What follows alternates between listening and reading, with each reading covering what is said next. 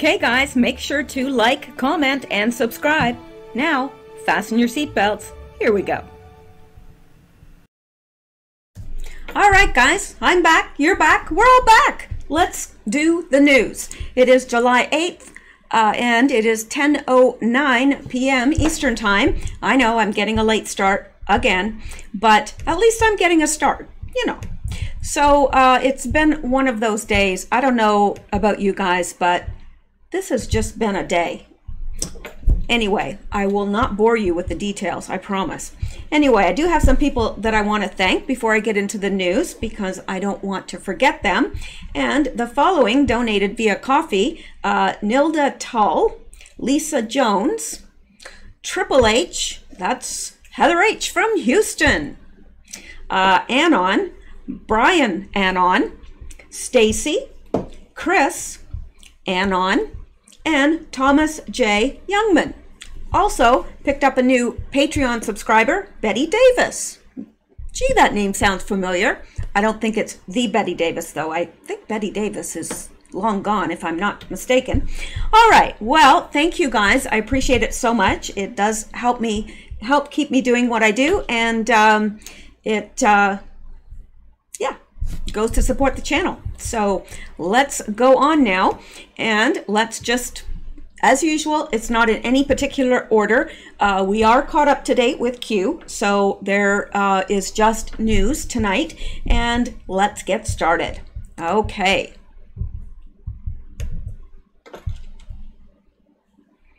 Is it hot wherever you are in the States? Because let me tell you, it is so unseasonably hot here. It has, I mean, it's dry, no rain, and just hot weather, like over 100 every day. Very unusual for Canada. But, and you can see it starting on people's faces. People are just starting to get like, oh, you know, most of the elderly here, you know, they're not used to dealing with that kind of weather, and it's hard on them. So I do hope that it breaks a little bit. I like the warm weather, but hot and humid, nah, I don't like that. But I just wondered if it was hot everywhere else as well. Okay, well, let's get into this. Dutch police arrest 6 men, uncover makeshift torture chamber. Now, this was from July 7th. It was yesterday. And, you know, it's hard to believe, but it just, you know, makes everything that we've been hearing make sense. We know this stuff is going on. We've wanted to pretend that it didn't. I mean, I've been hearing stories like this for a very long time, and I did believe that it happened, but I didn't believe it was as pervasive as it is. And, you know, it's actually been a real shock to see how common this actually is. So, The Hague, Netherlands, Dutch police arrested 6 men after discovering sea containers that had been converted into a makeshift prison and soundproofed torture chamber, complete with a dentist chair, tools, including pliers and scalpels and handcuffs, a high-ranking officer announced Tuesday. Authorities said police conducted the raid before the torture chamber could be used and alerted potential victims who went into hiding. The grisly discovery was made last month by officers investigating leads generated by data from encrypted phones used by criminals. The communications network was cracked recently by French police. Detectives in Britain and the Netherlands have already arrested hundreds of suspects based on the encrypted messages. Today's announcement gave a chilling insight into the increasingly violent Dutch criminal underworld, which is involved in the large-scale production and trafficking of drugs. Dutch police said last week that their investigations, codenamed 26 Lamont, based on millions of messages from the Encro chat phones, had led to the arrest of more than 100 suspects and seizure of more than 8,000 kilograms, which is 17,600 pounds of cocaine, and 1,200 kilograms, which is 2,600 pounds of crystal meth, as well as the dismantling of 19 synthetic drug labs and seizure of dozens of firearms. On June 22nd, Dutch National Police Force officers arrested 6 men on suspicion of crimes, including preparing kidnappings and serious assault. Detectives also discovered the 7 converted sea containers in a warehouse in, not sure how to pronounce that, Woos Plantage, a small village in the southwestern Netherlands close to the border with Belgium, according to a statement released Tuesday. They were tipped off by messages from an encrypto chat phone, including photos of the container and dentist chair with belts attached to the arm and foot supports. I hate when that does that. The messages called the warehouse the treatment room, and the eBay a reference to a top security Dutch prison. The messages also revealed identities of potential victims who were warned and went into hiding, police said. Video released by the police showed a heavily armed arrest team blasting open a door at the warehouse and discovering the improvised prison. Another armed team detained a suspect in Rotterdam. Now, this does not appear to be, this is probably people that have done them wrong in terms of drug deals or what have you and are being tortured. That's what I would assume. These are not just, I don't think that they are doing this because they find pleasure in it. Probably. Well, they may find some pleasure in it. I don't know how anybody could do that to another human being. I couldn't do that to an animal. Not even one that I didn't like. I just couldn't. I don't have the stomach for any of that, and I don't know how you do that to a living being. 6 of the containers were intended as cells in which people could be tied up, and one container was intended as a torture chamber. Andrew Craig, head of the police's National Investigation Service, said in a video released by police, adding that the police operation prevented a number of violent crimes. A search of the containers uncovered bags containing tools, including hedge cutters, scalpels, and pliers. The tools were likely intended to torture victims or at least put them under pressure, the police statement said. In searches of other properties, including what police described as a base for the criminals near the port city of Rotterdam, officials found police uniforms and body armor, stolen vehicles, 25 firearms, and drugs. A court in Amsterdam ordered the 6 suspects held for 90 days as investigations continued. This is the great result of the 26 Lamont investigation, Craig said, and take it from me, many more results will follow. So to me, it does feel and seem like they really are going after these networks of criminals, pedophiles, what have you. It seems like worldwide there have been more arrests of this type than I've ever seen in my life. So that is encouraging. I mean, I'm glad these people are caught, but it just makes you wonder how many people are out doing this that don't get caught. And somebody sent me a picture today. It's very distressing, or else I would have shown it to you. But first of all, I don't want my channel banned. Second of all, I think it would probably make many of you throw up. I wish I hadn't seen it. But I will tell you what it was. It was a man that it looked like people had been cutting on his legs and dining on it. And he was still alive, and he was strapped down, and the straps were holding his arms around his chest, and I think they had a gag in him. I can't remember, but you could see where he had tried to get away from the pain. I mean, and it was all red where the restraints were from him trying to break free. Absolutely horrific, and it makes me absolutely sick to my stomach that there are people that find that sort of thing enjoyable, watching somebody suffer to that extent while bits of their legs are being removed. There was a scalpel there, and they had actually tied the leg off so that it wouldn't bleed as much. Just unbelievable. I wish I hadn't seen it, because stuff like that tends to stay with me and really, really bother me. And I'm sure many of you are the same way. I just, I'm somebody that has a lot of compassion for others, and I can't imagine doing that to someone.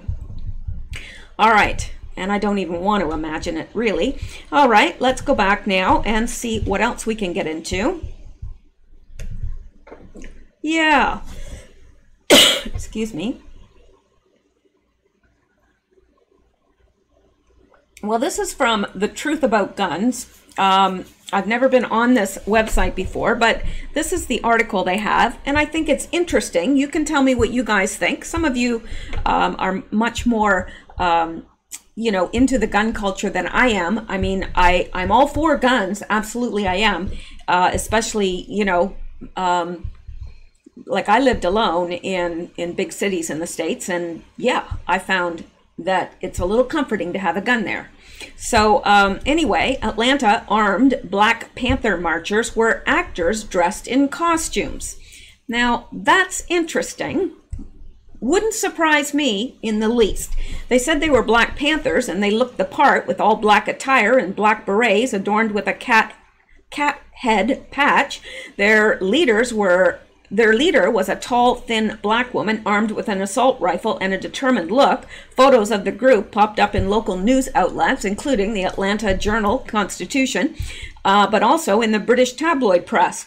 Armed female Black Panther leads her comrades, including a white recruit, on a march through Georgia.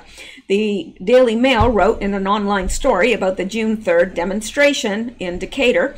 The story featured several dramatic photos and embedded Instagram posts.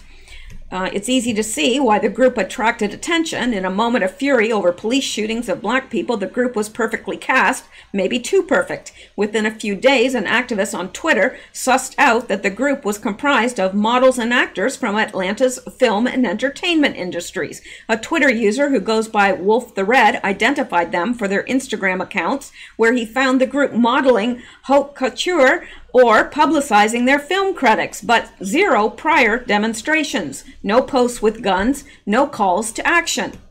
So this is Wolf the Red, and he's saying, so what the F is going on, right? This was driving me crazy, trying to figure out what's going on in my state, and if these are people I can work with or should fight against. And he says, I finally had a breakthrough with some help. When I found the white dude's Instagram, I was able to track down a handful of them through him and came to a hilariously depressing conclusion. So here is the white guy that he is referring to here, and let's take a look at these pictures. He is an actor, writer. Well, oh no, this is actually the black guy. It's this guy right here, the first one. So let's go. And it says that he is an actor, writer, director, stuntman, DP, whatever that is, Atlanta. Book your reel below. And yep, that's him. That's definitely him. So interesting. So he's an actor. Okay, well, let's go back and look at the next one. And that is definitely that guy. Absolutely it is. And what's he? He's an actor at Gill Talent. And Operations, Miles Models, acting coach. He's a writer, musician, host, philanthropy, should be philanthropist, dancer. Well, well, there he is. There he is again. Huh. Well, isn't that something?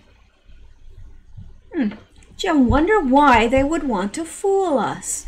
Can't imagine why. Well, where was I here? I lost myself. Okay, and let's look at the last one, because we can. And it says, sorry, this page isn't available. So she's obviously taken down her Instagram. Probably didn't want to be found out.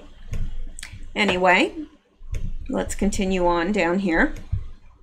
A group of Atlanta-based models and actors dressed as Black Panthers posed for a photo on the Decatur Square after a march and rally Wednesday afternoon, June 3rd, 2020. Members of the group say their intent was genuine, even if the outfits weren't. The AJC reached out to members of the group, including Whitney Oni, the striking woman who drew so much attention.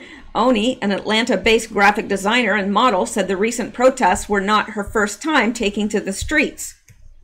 Right. I started back with the Trayvon Martin case, she said, referring to the 2012 shooting death of the Florida teenager by a neighborhood watch coordinator in a gated community after the death of George Floyd at the hands of Minneapolis police officers last month. Oni said she believed it was important to use my voice and to dress the part. The outfits? We just pulled inspiration from the Black Panthers, she said. It was mostly black and leather, pleather. Some of us are vegans, vegetarians. Chris Joyner in Dress the Part, okay. Panther group came straight from Central Casting. Well, yes, they did. And I don't believe that she just decided to dress up and, you know, I don't believe it. I don't believe it. And if she was protesting about Trayvon Martin, that was his name, right? Trayvon? I believe.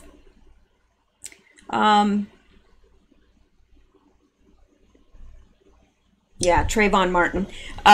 So if she was, that doesn't prove that she's not an actress or whatever, or a model. It doesn't prove any of that, because she may have been paid to protest then as well.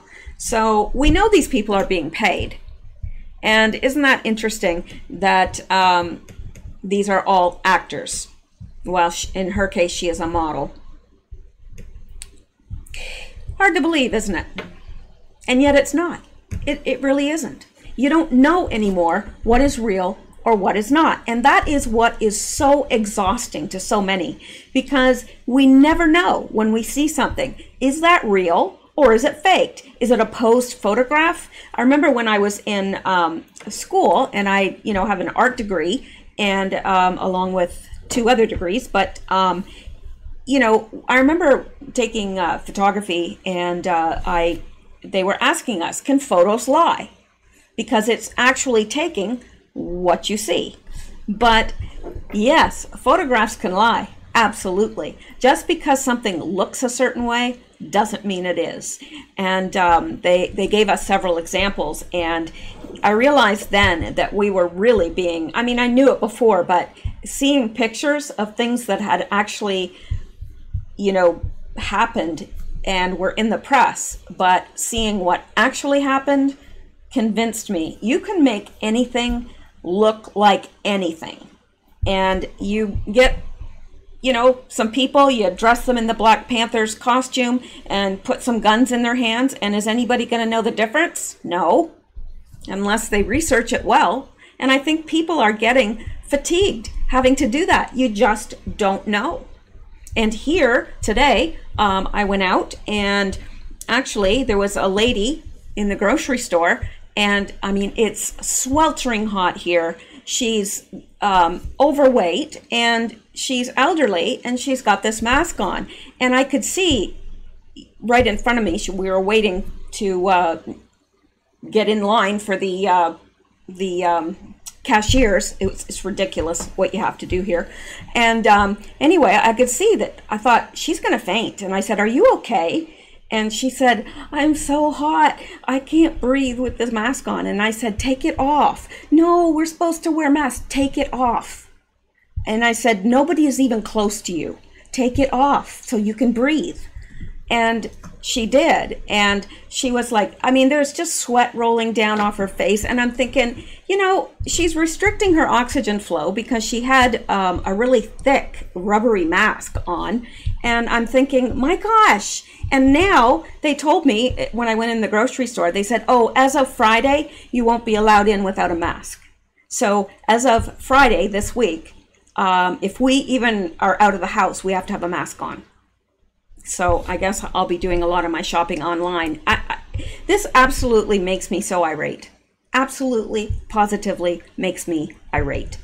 But I don't know what we can do about it. What can we do about it? All right, let's go on now. And CDC admits 98 million Americans were given cancer virus via the polio shot.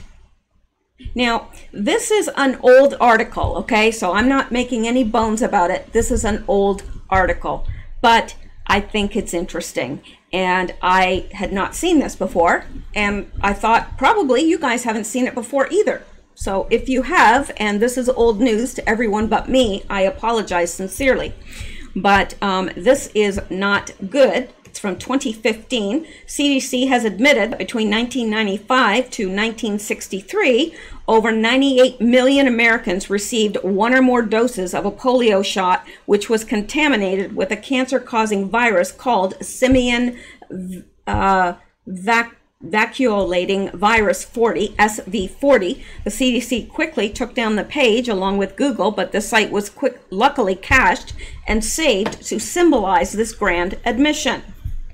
So they've admitted this, and you know, when you look at the cancer rates among people that are even just, you know, in their 60s, 70s, it's astronomical, especially up here. My gosh, I've never seen cancer anywhere I've ever lived like it is up here. It's unbelievable. Of course, I found out through a lot of digging that when they cleared this land, when they cleared the land to put in the power poles, they used Agent Orange to clear the land, which of course got into the water, got into the groundwater, got into the wells. So that could have something to do with it. Could have a lot to do with it. Anyway, simian virus 40, SV40, and polio vaccine fact sheet. SV40 is a virus found in some species of monkeys. SV40 was discovered in 1960. Soon afterward, the virus was found in the polio vaccine. Gee, I wonder how it got there. More than 98 million Americans received one or more doses of polio vaccine from 1955 to 1963, when a proportion of vaccine was contaminated with SV40. It has been estimated that 10 to 30 million Americans could have received an SV40 contaminated dose. It's been found in certain types of cancer in humans, but it has not been determined that SV40 causes these cancers. So, says the majority of scientific evidence suggests that the SV40 contaminated V did not cause cancer. However, some research results are conflicting and more studies are needed. Polio vaccines being used today do not contain it. All of the current evidence indicates that polio Vs have been free of SV40 since 1963. So if you got it before 1963, it was probably contaminated with this. Now, that doesn't mean that you will necessarily get cancer. Lots of people have things in their bodies that could develop into something serious at any time, but the factors have to be right. You know, your immune system has to be down and different factors for you to get it. I mean, we're all walking around with deadly things in our bodies. Doesn't mean we'll ever get sick or die from it. Anyway, in the 1950s, rhesus monkey kidney cells, which contain SV40 if the animal is infected, were used in preparing polio vaccines. Because SV40 was not discovered until 1960, no one was aware in the 1950s that the polio V could be contaminated. SV40 was found in the injected form of the polio V, not the kind given by mouth. So we're not going to read all this, and that's actually all there is to read anyway, but so interesting that the CDC actually admitted it. And why didn't they recall all of those vaccines? Why did they let them go out? You know? I mean, they obviously knew they were there because they're admitting that 98 million Americans were given polio V. I don't know. I think that this is pertinent, even though it's from 2015, because number one, I didn't know this. Number two, you know, they want us to trust the CDC now? I don't think so. They're corrupt as corrupt can be. All right, let's go back. There's more. There's always more. All right. Oh, you're going to love this. Not really. Okay. Now, House Dems are threatening to shut down the government over statues. That's right, statues. House Democrats working on the annual appropriations bill say that they will force a government shutdown unless the statues of Southern politicians in the Capitol are removed. They just don't want to work. Why don't they just come right and say, we don't want to work. We want to get bukus of money for doing nothing. We want to sit at home and eat fancy ice cream. Yeah, I'm talking to you, Pelosi. They don't want to work. They'll come up with any excuse. Any. So now they don't want to work unless the statues are removed. I'd hate to be a Democrat, really, because it just seems like everything upsets them. I mean, it would be like living with a bipolar person that's off their medication. Don't you think? The government will technically run out of money on September 30th unless Congress passes appropriation bills. The appropriation for the legislative branch includes the demand that the Confederate statues in public areas be removed and returned to the states that donated them. The Democrats are also demanding that plaques and markers that honor people with unambiguous records of racial intolerance be removed as well. The move is a political ploy to force Republicans into an uncomfortable political position while displaying their racial bona fides to the mob. Yeah. Requiring the removal of Confederate statues in the Capitol almost certainly sinks the bill's chance of becoming law before government funding runs out at the end of the fiscal year on September 30th. House Speaker Nancy Pelosi has pushed for the removal of statues amid nationwide protests against systemic racism and police brutality, but Senate Majority Leader Mitch McConnell has said that the fate of the markers should be up to the states that donated them. Every state is allowed 2 statues. They can trade them out at any time, McConnell told reporters last month. A number of states are trading them out now, but I think that's the appropriate way to deal with the statue issue. The states make that decision.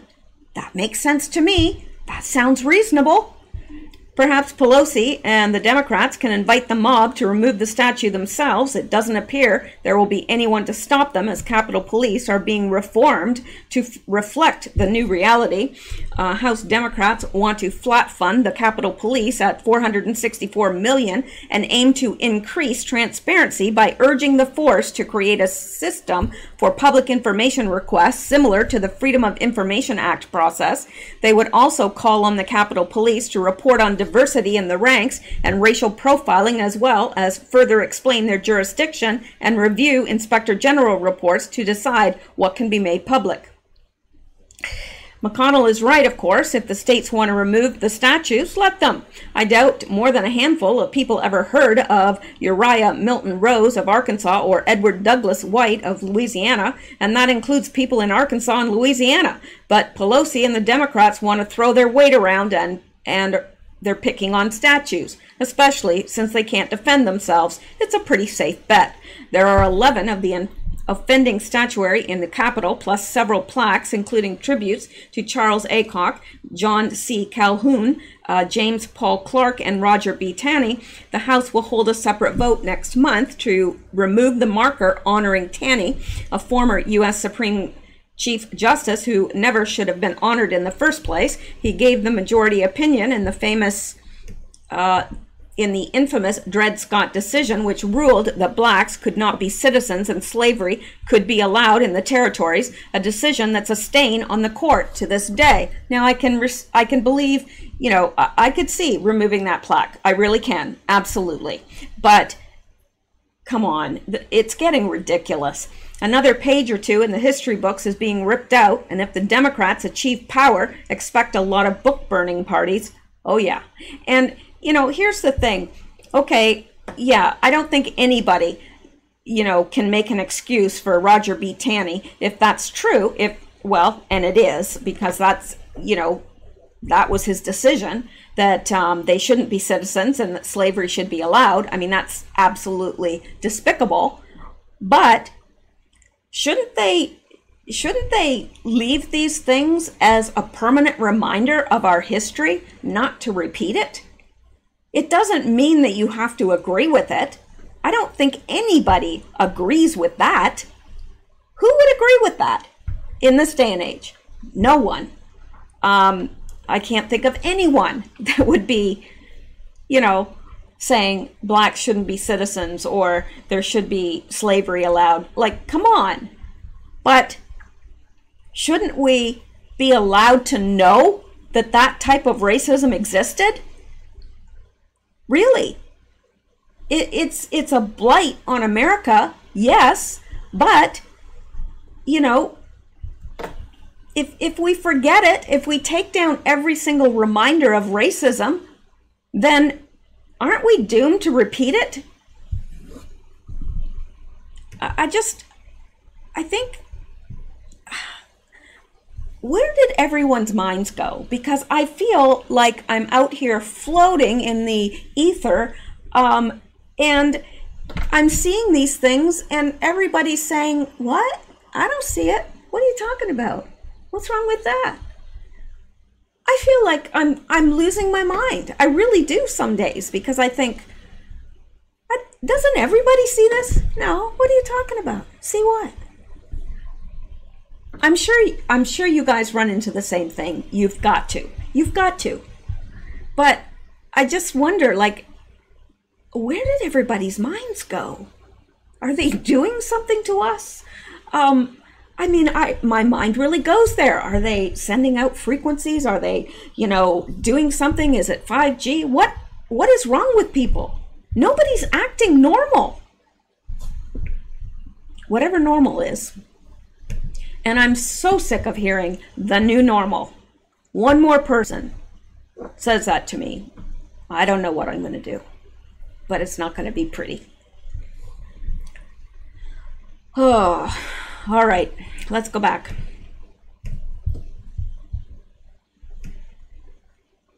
Now this is some good news, especially if you live in South Dakota. Makes me want to move there. I loved South Dakota. I thought they were so friendly there. I really did. Now that's someplace I would consider moving. Okay, and this is from Age of Autism. South Dakota considers first state bill to outlaw all vaccine and medical mandates. Who owns your body? A growing number of legislators in South Dakota believe you do. They have introduced a bill to not only end vaccine mandates in the state, but all future medical mandates that may be introduced in generations to come. 115 years ago this month, the U.S. Supreme Court made a decision that because there was a deadly smallpox epidemic, the city of Cambridge, Massachusetts was allowed to charge a pastor $5 to opt out of a citywide vaccine mandate. The law didn't apply to children. The precedent has been the basis for the mandate of dozens of now liability-free vaccines for children and adults where no epidemic or even one case exists at the cost of thousands or even hundreds of thousands per year to opt out. It is even the basis on which the Supreme Court ruled that women can be forced sterilized for the good of themselves and society, of course. Yes. But a bad precedent plus a century has resulted in the legalization of actual war crimes. The current vaccine mandate enforcement drive by Merck and friends has driven our community and those who have questioned vaccines before now back to a basic question at hand. Who owns your body? The knee-jerk reaction and normal human response for Americans is, I do. But that is not what most governments believe. Even under our Constitution of individual liberties, governments strive to control even your medical choices, and if they can't, they will find a reason to justify it and the means to carry out their will. In 21st century America, there are no deadly epidemics of communicable diseases, despite the fact that we are subject to constant fear campaigns that one is coming. In fact, no such event has happened in my lifetime. If the fearmongers want to scare you into fearing deadly epidemics, they have to go back to more than 100 years. So the circumstances for the jurisdiction of the government's actions in Jacobson versus Massachusetts exist only in the history books. I'm trying to see when this was written, because I thought this was very, very recent. But the way they're talking, they're not mentioning coronavirus. So I don't know. It doesn't have a date here. Well, that sucks like a Hoover. Don't know. No, it's recent. It's recent. Okay. So, now where did I leave off? Okay, so in this age of medical technology, including vaccines that most people want, why do mandates still exist? And if Jacobson can justify the sexual mutilation of women, then what else can it justify as medical technology progresses over the next century and beyond? What new medical interventions and body tech will the Gates Foundation invent, convince, bribe governments and NGOs to force people into utilizing? And where will the battle to end coerced medical care begin? I submit to you that it has begun in South Dakota today. South Dakota House Majority Leader Representative Lee Quam, Republican, has introduced HB 1235, and it is an act to revise provisions regarding immunizations. The bill repeals all vaccine mandates in the state. South Dakota would be the first U.S. state to have no V mandates at all, joining other governments like the UK, Japan, and Canada. Oh, Canada? Really? I didn't know that. In uncoerced V decision-making, but the bill goes even further. It ends medical mandates altogether. It adds new law that reads, Section 5, that's a new section, be added, discrimination, immunization. Every person has the inalienable right to bodily integrity, free from any threat or compulsion that the person accepts any medical intervention, including immunization. No person may be discriminated against for refusal to accept an unwanted medical intervention, including immunization. Oh, I love South Dakota. Let's all move there. The state of South Dakota would function under the truth that you own your own body, and codifies it into law that you make your own medical decisions, and no one can coerce your choices or discriminate against you because of them. This is a real conversation that we should be having now. Begging the government not to take away our rights to bodily integrity, or trying to claw back religious and philosophical exemptions that give us loopholes that allow us to make our own decisions about our own bodies, is becoming an outdated conversation that is based on a lie. The lie that we have no right to bodily integrity in the first place, and government is doing us a favor by giving us even a medical exemption. That is true. So I'm going to, I'm not going to read all the rest of this, but says, I urge you to change the conversation in your state. Take the South Dakota bill to your legislators. Tell them about Henning Jacobson and Carrie Buck, and ask them who they think owns your medical choices. Because if governments have the right to coerce vaccination for Henning Jacobson, they also have the right to remove Carrie Buck's reproductive organs and yours. Who owns your body? Now, this is very, very good advice, and this is on a site called Age of Autism, and if you just go to www.ageofautism.com, you will find this article, and you can use this law and take it to your own legislators and force the question. We should be forcing the question. Now, I didn't know that this was exempt, that Canada does not force people. I did not realize that. But That's good to know, because if they did, I would take it to my local representative. Absolutely, I would. Wouldn't think twice about it. So if you are so inclined and you are active politically, then I would suggest that you might want to consider doing this, because we don't know what's right down the road, and we probably don't want to know. And I'm pretty sure they don't want a lot of states following suit, because whenever you know, Mr. Gates comes out with his deadly brew, now President Trump is saying he's not going to make it mandatory, but, well, we know how things can change. So I'm just saying. All right, either that or we should just all move to South Dakota. They have a pretty good, pretty low standard of, or cost of living when I researched it, but I hadn't researched it for a long time. I remember I got stuck there on a flight in South Dakota, and they were the nicest people. Really, really nice. And I really enjoyed it, and I loved it. So I thought, I actually looked into moving there, except it gets cold. But other than that. All right, let's go back now. No, really, let's. Okay. Okay, this is a disturbing article, so just keep that in mind. I want to warn people. 96-year-old woman stabbed to death with pitchfork in Chicago. 96-year-old woman stabbed to death with a pitchfork. Where else? Chicago. Wouldn't want to live there for all the money in the world. Really. 90, not now. I mean, maybe parts of it are fine, but let me tell you, there is so much violence there, and they restrict guns. So yeah, that's just a testament to prohibiting guns doesn't work. Doesn't work. Because then just the criminals have them. Nobody can defend themselves.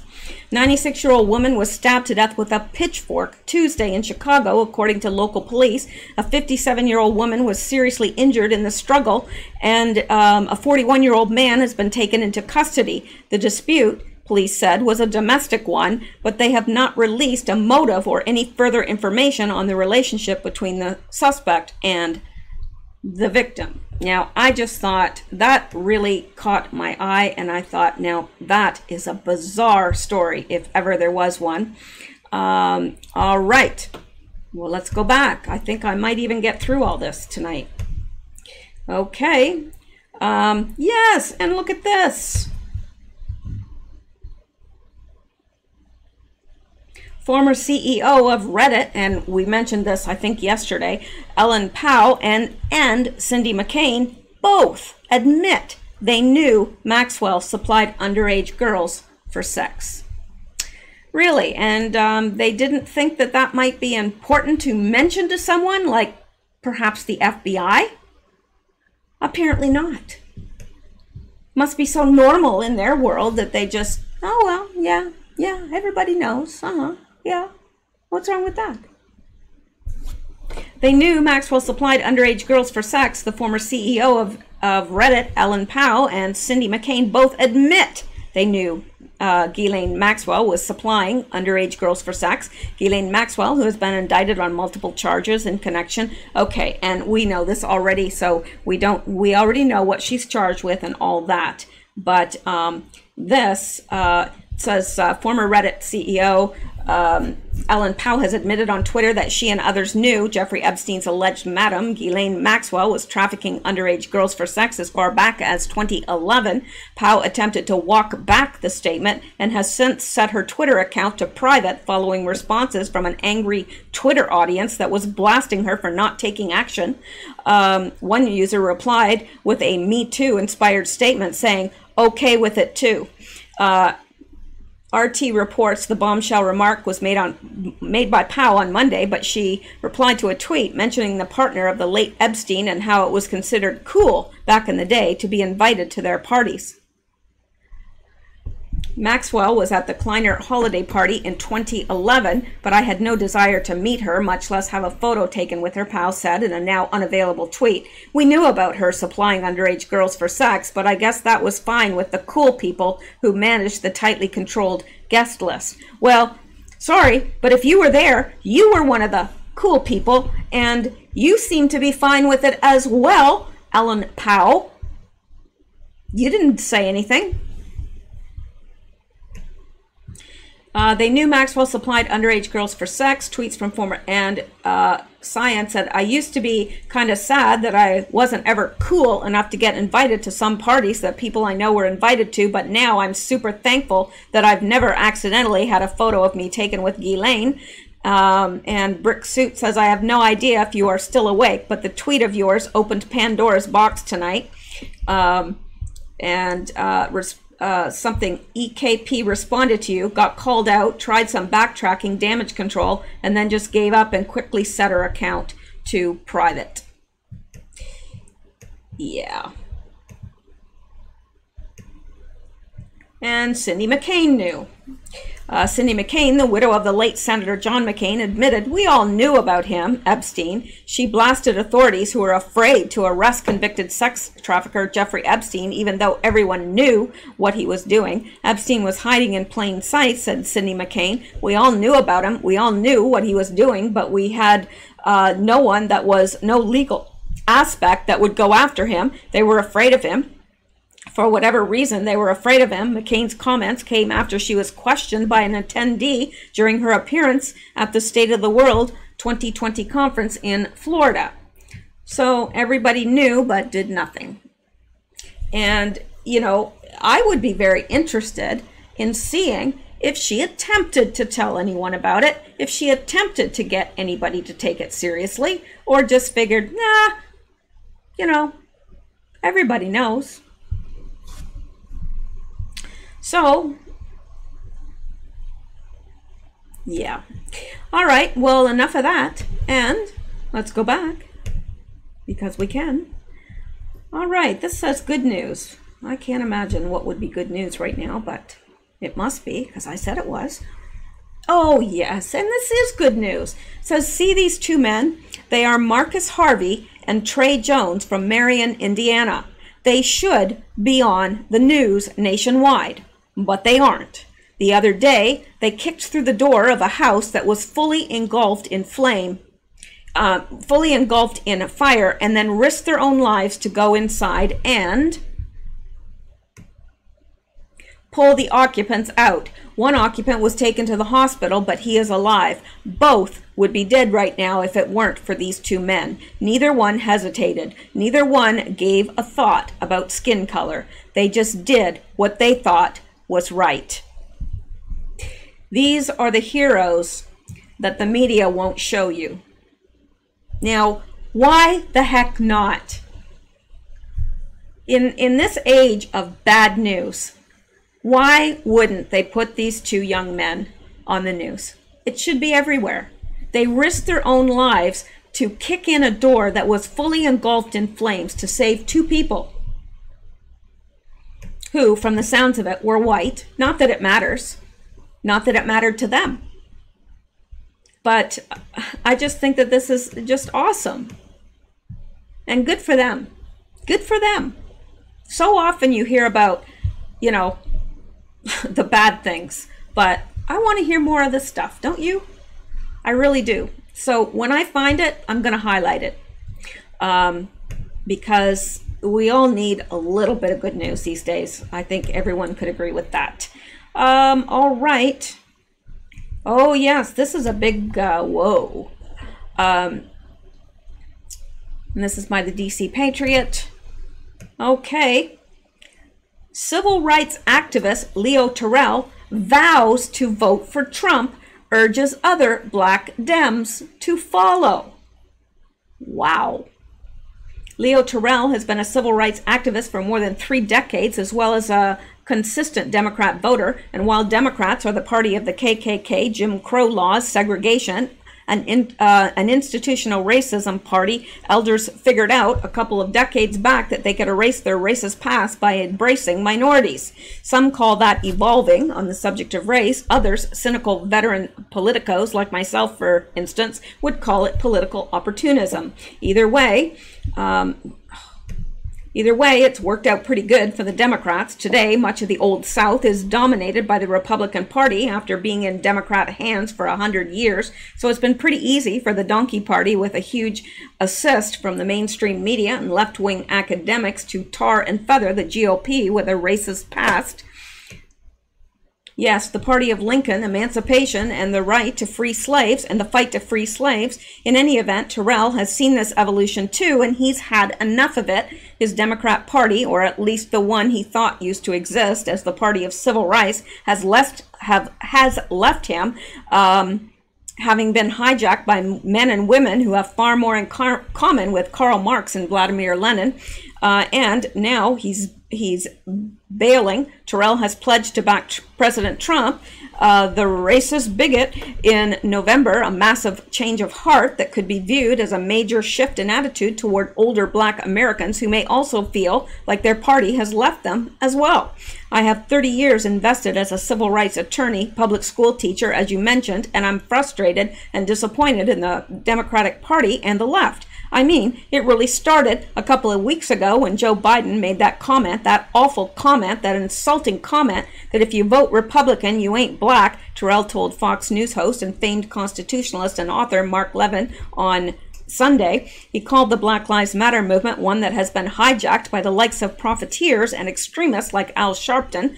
I'm a civil rights attorney. The statement was condescending and insulted every African American and every American, and then you follow up with a series of protesting, which is perfectly okay, but the failure of a Democratic Party to call out the rioting, the looting, the murder is just something that I, as a civil rights attorney, could no longer sit and just basically stay quiet, he said. His comments came after he tweeted his support for the president on Saturday. Good for him.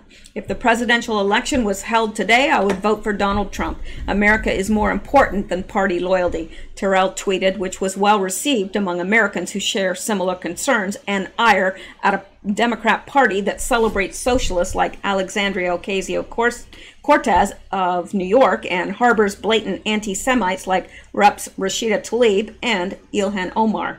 You can read more from our friends at Trending Politics. All righty. That's good news too. And let's go back. And, oh, yes. Oh, this is going to call for a collective eye roll. CNN's Lemon. The way to fix Mount Rushmore is add Obama. Yeah. I think that boy is, I don't know, a couple legs short of a dozen. I don't know. He's just not, he's not right. I mean, he was saying that, remember when he was saying that white men are the worst terrorists, and he's married to one? Yeah. Tuesday on CNN, host Don Lemon said President Barack Obama should be added to the Mount Rushmore sculptures of George Washington, Thomas Jefferson, Abraham Lincoln, and Theodore Roosevelt. Well, let's just listen to it, okay? Yeah. Sorry to have to do this to you guys, but, you know. You can't do that because it's my town. And look, you know, genius doesn't always have morality attached to it. Often it doesn't. And it all fits together, B. The lies about the pandemic, the lies about, you know, what this president will make happen, the lies of those around him as an echo of support, the lies about what Black Lives Matter is about. It's all about creating division. Yeah. And making, you know, in a country that is well over 70% white, if this happens, it is bad for you. They literally say it on state TV. It's coming for you next. Oh, yeah. Well, you see the right-wing machine kick in, media machine kick in, when you see Trump's poll numbers go south. They kick in with no position on the Confederate flag. Yeah, Democratic cities are in chaos right now. Is this what you want from Joe Biden? And they're going to take your country away, and they're taking down the statues, and crime is rising as they defund police. Oh my gosh, it's so bad, and they're defunding police. It's like, and the people who you saw there, for the most part, not them specifically, I'm talking about as a whole, fall for it. They fall for it, and that's why they do things like what they did. They want to. We don't fall for you. Our country. This is the country that we built. Well, how long until they start talking about Mount Rushmore? All of this is fodder for debate and discussion. You got to have the talk, but you're using your platform. No, I'm not. But you can't let people off the hook. So it's. I'm trying to, because this is 7 minutes, and I'm not going to listen to 7 minutes of Don Lemon. Oh, here we go. You know, the name of our country, so that more people rethinking our country and the way we think and where our priorities are, so that this country belongs to everyone. It's Nothing's wrong with it. It's not just my country. Right. Maybe some of the people, I'm not saying that they should, but maybe some of the people up there on Mount Rushmore, who knows? It wasn't Mount Rushmore. If you know, the name shouldn't be Mount Rushmore.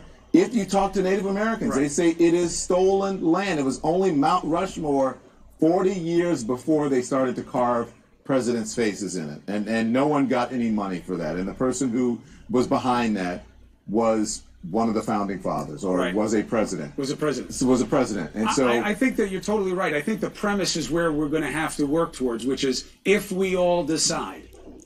It's about consensus and collective consciousness. And if you get the majority of people aren't always on the right side, though. I mean, look at the civil rights movement. That's so. Just because right, but you got to that point where you got a majority of the country, because otherwise you wouldn't have had the legislation. You know, you have to get to a point where the country look, Plessy v. Ferguson, separate but equal. Mm-hmm. A lot of people thought that was Supreme Court law of the land. People thought that was the end of the discussion. Yeah. Fine, are they ever going to get to rights here. We're equal, but we're separate, which was an extension of Lincoln's philosophy, by the way. Then you had Brown versus the Board of Education. Yeah. And it was a whole rebirth of cultural awareness. We need collective conscience. The key has to be the we. And we need education. I really do think we need education. You need an education. And I think people need to learn about the founding fathers. As I say, they were not perfect. Doesn't mean that they didn't do great things. I don't like to deify anyone, right? But they were not perfect. Lincoln wasn't perfect. Some, people think that Lincoln just said, "Hey, listen, we're going to free these people," and that he was always on the right side. Right. No, he wasn't. There were people who wanted to expatriate black people or Africans and send them to colonize them, send them to somewhere else. Right? Listen, you are dead right. I was blessed with having a father who was a Lincoln scholar. Yeah. And he was piping this stuff into my head since I was a teenager. Yeah. But I'll tell you what, the best thing to ever come out of your pie hole was when you said early on in this, if you have a black friend, talk to them. If you don't have one, find one. If you're a black person, find. That is the key. Because when people start to hear about different people's experiences, things start to change in your own experience, in your own perspective. That's where we got to get to. That's all. You got it. Now I got to go.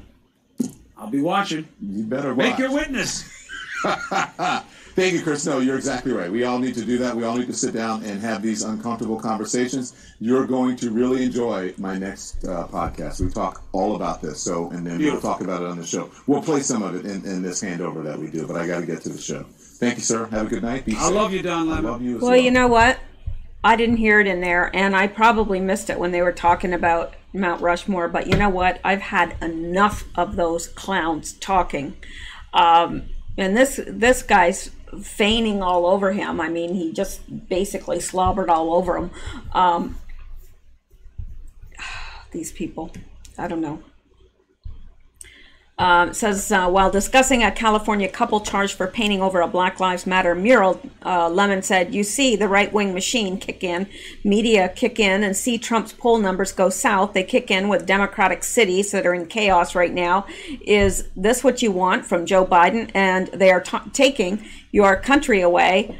and they're going to take down statues. Crime is rising. It's so bad. Oh my, defund police. And the people you saw there, for the most part, not specifically as a whole, fall for it. They fall for it. That's what they do. That's why they do things like that. They want to paint over signs and think it's our country. This is the country we built, even though a rich diversity of people helped build the country, and many of us, meaning ancestors, for free, did not get paid for it, could not get an education, could not build wealth, are not on statues, Confederate or otherwise, are not on Mount Rushmore. I think, listen, if you're going to put someone on Mount Rushmore, consider the history of the country. The first black president should be front and center. All right. Yeah, well, he wasn't even, he really wasn't even legally able to take the presidency. I believe that everything he did while in office should be rescinded. He had no right to govern this country at all. He was not a U.S. citizen. All right, well, that is one person I have a very hard time stomaching. Well, along with Pelosi and, well, a lot of the Democrats, but Don Lemon, he's way up there. I just don't, I don't know. Something very, very wrong with that man.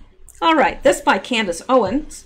White liberals hate black conservatives because we don't see ourselves as oppressed. Fundamentally, because we view ourselves as their equals. That's the issue. I think she's right. I really think she's right. That is the issue. And cat turd. Time for some cat turd. I'm old enough to remember the H1N1 flu in 2009 under Obama. Yes, I remember that well myself, which has an estimated whopping 60.8 million cases in the USA and affected mostly small children, and not one business or school closed, and no one ever wore a mask. What changed? The political climate. That's what changed. That's the only thing that's changed. And this is interesting. Did you know? Epstein taught math and physics at the Dalton School, a private K-12 institution whose students are the sons and daughters of New York City's elite. Epstein, then 21, he's teaching math and physics, 21, without a college degree. Without a college degree at 21 years old, and taught high school students only a few years younger than he was. Normal? Not a bit. Not even this much. Now, please tell me how that's even legal for a 21-year-old with no college degree to teach school, the kids of the elite. I think he was doing something else there. I just, it doesn't make sense. Doesn't make sense at all. Anyway, and this is our, no, it isn't our last item, but it's getting close to our last item. And this is Eyes on Q. Wow, they're really throwing every known disease at us now. New York Post says Florida Keys reports 11th case of mosquito-borne dengue fever. Now, let me tell you something. You don't ever want to get dengue fever, because I did missionary work in Central America. Very, very common there. And guess what I had to take? Hydrochloroquine. That is what you take to prevent getting dengue fever. And the people that had it and recovered said it is absolutely the worst thing you'll ever experience. They call it bone break fever because it literally feels like your bones are being broken from within. It's that painful. Bone break fever. You get a very high fever and you get this, and even if you recover, you can get these pains that feeling like your bones are breaking for years and years afterwards. So That is a very serious thing, dengue fever. Very, very serious. And it's interesting that it can be prevented and cured by hydroxychloroquine. Yeah. All right. Now, let's look at this.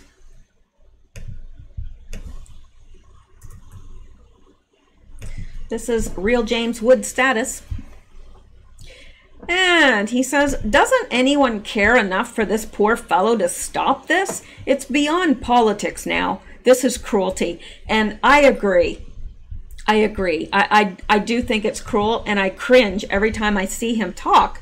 And it's sad because he's obviously got an issue. So let's listen to this. And not that there's any sense in it at all, but... You know, back in the 30s, when we had the first breakthrough in terms of what, for having union movement be able to move. You know, back in the 30s, when we had the first breakthrough in terms of what, for having union movement be able to move. Like that. You know, back in the 30s. Nobody, why are they doing this to him? Why? It's quite evident he's not well. And if he's acting, he needs an Oscar, really, because he's got to be one of the best actors in the world. And I'm not going to get into this article, but I wanted to show it to you. Brought to us by Cat Turd. There's a big hell no for Cat Turd. That's a big hell no for Cat Turd. He says couples should wear face masks during sex, new study insists. Now, please tell me, I don't believe there is a couple on the face of the earth that would wear face masks during sex. Prove me wrong, but I don't think so. They're just way out there. But then it's the New York Post, so what do you expect? And I can't remember what this is, but let me hit on it now because I'm already over time. So, oh yes, yes. This is another... Listen to this. Lonnie knows I believe this every fiber of my being. We're opposed. What I propose is it can be done. I think we're in a position to really make it happen. And my team and your team are already working closely together to light up the path forward here. Critical laws like the PRO Act to strengthen collective bargaining. On politics like prevailing and...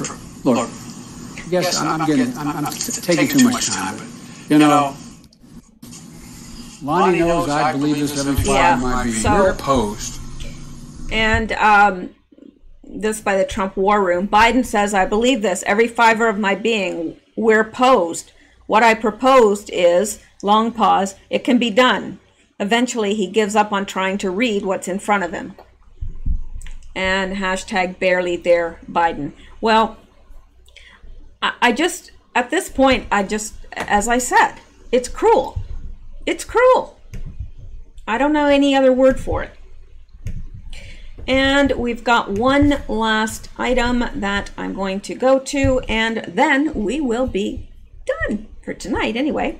Okay, yeah, and now this has been in the news a bit, and you may have already seen this, and this has been happening all over the world, but this one has been going now for a long time. And QT Anon says, okay, what is this? Sound on, China mystery, strange noise causes thousands to flee village over huge earthquake fears, but it's gone on for more than 10 days. And, you know, we've heard these sounds before. I personally think they have something to do with HAARP, but, you know, there's no proof of that, but that's just what I think. But let's listen to this. Tell me what you think. And again, this is not the only video like this. There are a lot of sounds like this being heard all over, but usually they're very, very brief and they're gone. But this has lasted 10 days. Now. A scary sound emitting from a mountain in Guizhou, China for more than 10 days. Many people are looking for the reason, but nobody can find the source of this horrible sound. experts from Beijing also came to do research. However, so far no one knows where the sound came from. Some say this is called earthly dragon sound, warning about some kind of disaster like earthquake, volcano, flood. Some say the Bible also mentioned this sound. This is a signal warning that catastrophe is coming.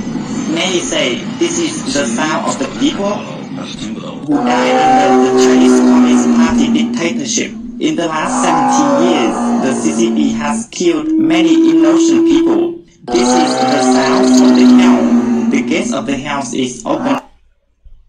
Yeah, so, and they even brought experts from Beijing. Nobody could find the source of this sound, and you know, and you could hear them there throwing out all sorts of things, that maybe this is a warning that there's a natural disaster coming, or it's the gates of hell, or they said that the Bible mentions a sound like that. Now, I don't recall that, and I've read the Bible through many times, yes, front to back. So I don't know, but it's odd. What do you guys think? Do you think it's the earth groaning? Do you think it's coming from the sky? They say it's coming from the mountain, but nobody can find the source. So I don't know. It's interesting though. All right, guys. Well, thank you so much for listening. I appreciate it. And I hope you will join me again in the next video. Now, I'm not going to do another video tonight. And I may not be able to post tomorrow night. I do have to help my parents. My stepdad is going for surgery on Monday, and my mom needs some help. And, well, absolutely, family has to come first. So I'm not sure that I will be able to post tomorrow night, but you know that if I possibly can, I will. So let's just leave it there, and that's it. So you guys stay safe, stay well, stay blessed, and please keep seeking truth. It'll set you free.